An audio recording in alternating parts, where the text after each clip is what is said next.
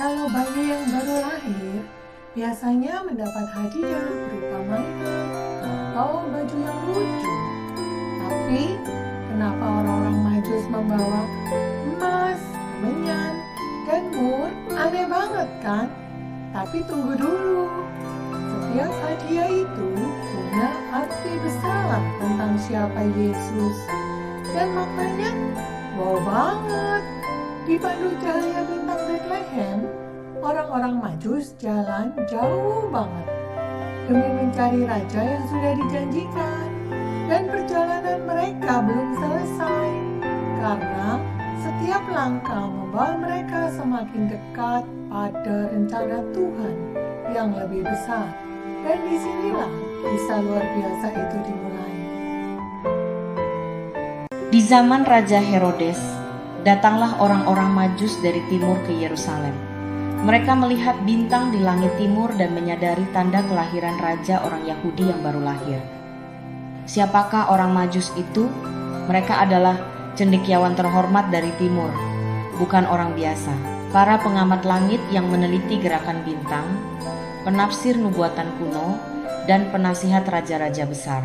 Di keheningan malam, mereka mengenali cahaya itu bukan sekedar bintang, tetapi tanda surgawi tentang lahirnya sang raja yang dijanjikan. Karena itulah mereka menempuh perjalanan jauh, membawa hormat dan persembahan bagi Dia yang layak disembah.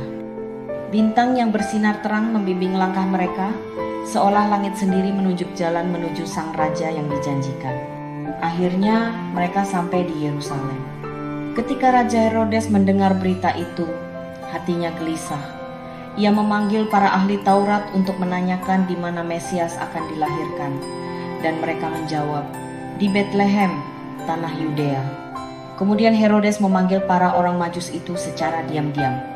Ia menanyakan dengan teliti tentang waktu munculnya bintang itu dan menyuruh mereka pergi ke Bethlehem.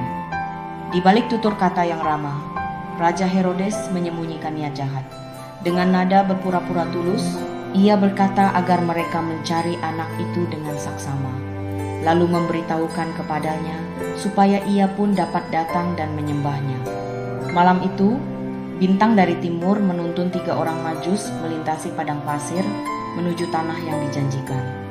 Cahaya surgawi itu berkilau di atas Bethlehem, tanda bahwa nubuat telah genap. Dengan hati penuh kagum, mereka mengikuti terang itu yang membawa mereka kepada sang raja yang sejati. Ketika mereka melihat bintang itu berhenti di atas sebuah rumah sederhana, hati mereka meluap oleh sukacita besar. Di sanalah, dalam kesederhanaan yang kudus, mereka akan berjumpa dengan sang Mesias yang dinantikan. Melihat sang anak bersama Maria, ibunya, hati mereka dipenuhi rasa hormat yang dalam. Dengan penuh kerendahan, mereka tersungkur dan menyembahnya. Di tengah keheningan malam itu, seolah bumi dan langit bertemu sang raja hadir di antara manusia. Mereka mempersembahkan emas, kemenyan, dan mur sebagai tanda penghormatan kepada Yesus. Apakah arti dari persembahan emas, kemenyan, dan mur? Itu bukan sekadar hadiah, masing-masing membawa pesan ilahi tentang siapa Yesus sebenarnya. Emas adalah logam mulia yang sangat berharga. Pada zaman kuno, hadiah ini hanya dipersembahkan kepada para raja, melambangkan kerajaan dan keagungan. Karena itu, ketika para Majus memberikan emas, mereka mengakui bahwa Yesus adalah raja di atas segala raja. Kemenyan adalah resin harum yang dibakar sebagai dupa dalam ibadah. Para imam di Bait Allah menggunakannya saat mereka melayani di hadapan Tuhan, melambangkan keimaman dan penyembahan. Dengan mempersembahkan kemenyan, para Majus menyatakan bahwa Yesus adalah imam besar yang menghubungkan manusia dengan Allah pribadi yang layak menerima penyembahan dan hormat. Mur adalah resin beraroma pahit yang dipakai untuk pengobatan dan pengurapan jenazah, melambangkan penderitaan, pengorbanan, dan kematian Yesus kelak. Para Majus seolah menubuatkan bahwa Yesus datang untuk mati dan bangkit bagi keselamatan manusia. Dan setelah mereka menerima peringatan dalam mimpi, orang-orang Majus itu tidak kembali kepada Herodes. Dalam keheningan malam, mereka memilih jalan lain dan membawa terang keselamatan di dalam hati mereka. Dalam keheningan malam, ketika Yusuf tertidur lelap, tiba-tiba malaikat Tuhan menampakkan diri dalam mimpinya. Suaranya tegas namun penuh kasih, memberitahunya bahwa ia harus segera bangun dan membawa sang anak dan Maria untuk melarikan diri ke Mesir dan menetap di sana. Karena Herodes sedang mencari anak itu untuk membunuhnya. Yusuf terbangun dengan hati gentar, namun penuh tekad. Ia memahami bahwa pesan itu adalah peringatan ilahi yang harus ditaati tanpa menunda.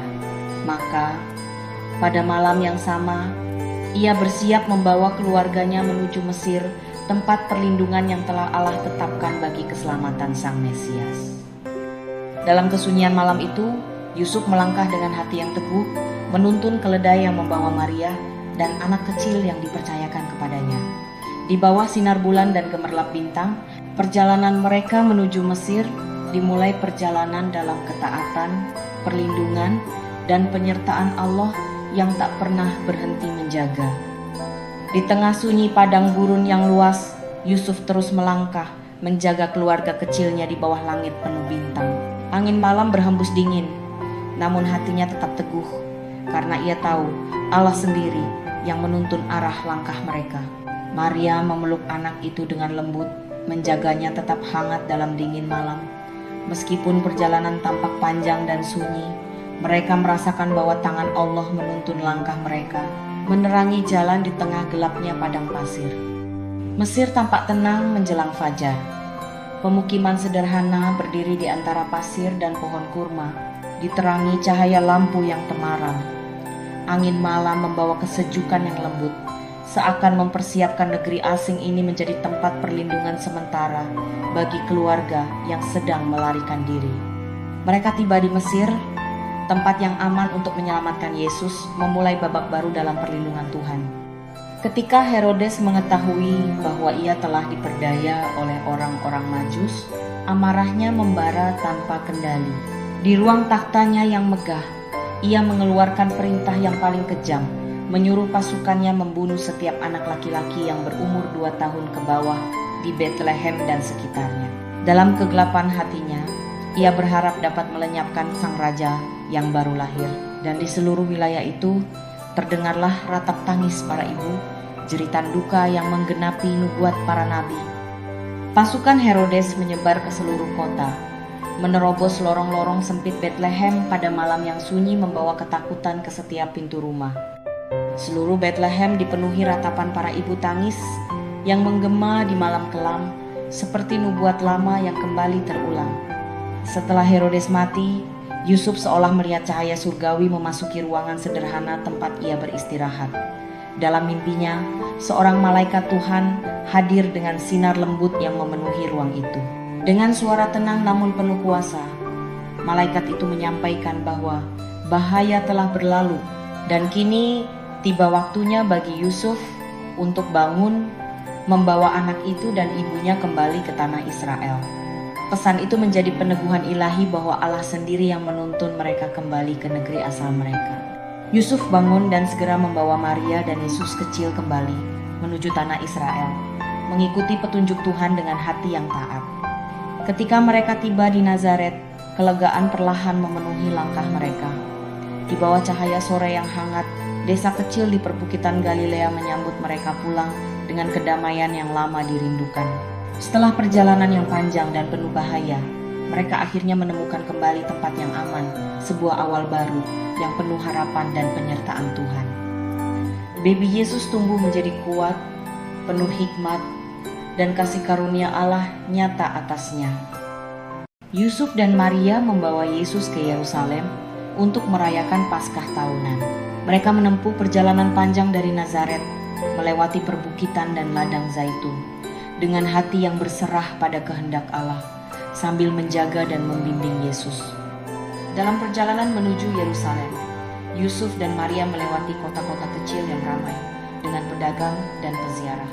Suasana pasar penuh kehidupan namun tetap hangat, sementara Yesus menatap sekeliling dengan rasa ingin tahu, belajar tentang dunia yang dia singgahi, tetap berada dalam perlindungan orang tuanya.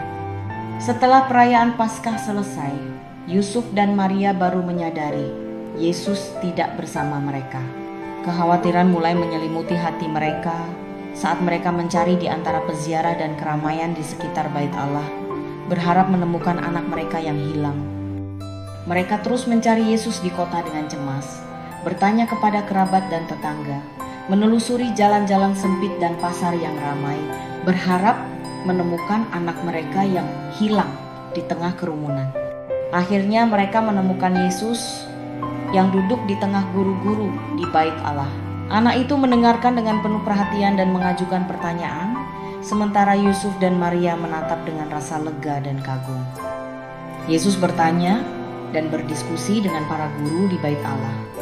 Wajahnya memancarkan rasa ingin tahu dan kebijaksanaan. Sementara orang tuanya menonton dari dekat, hati mereka dipenuhi syukur. Para guru terkesima mendengar pengertian dan jawaban Yesus. Anak itu menyingkap kebijaksanaan yang menakjubkan, membuat Yusuf dan Maria berdiri terpana, menyadari karunia dan rahmat yang dimiliki anak mereka. Maria menasihati Yesus dengan lembut, khawatir akan keselamatannya. Dengan kerendahan hati dan ketenangan yang luar biasa, Yesus menjawab bahwa ia harus berada di rumah Bapaknya, membuat orang tuanya terpana dan penuh takjub. Yesus pulang bersama Maria dan Yusuf, taat kepada orang tuanya. Ia tumbuh menjadi anak yang penuh hikmat, bertambah dalam pengetahuan, dan selalu berada dalam kasih karunia Allah. Terima kasih sudah menonton dan mengikuti kisah ini. Kiranya Tuhan memberkati setiap langkah hidupmu dan damai-Nya menyertai hari-harimu.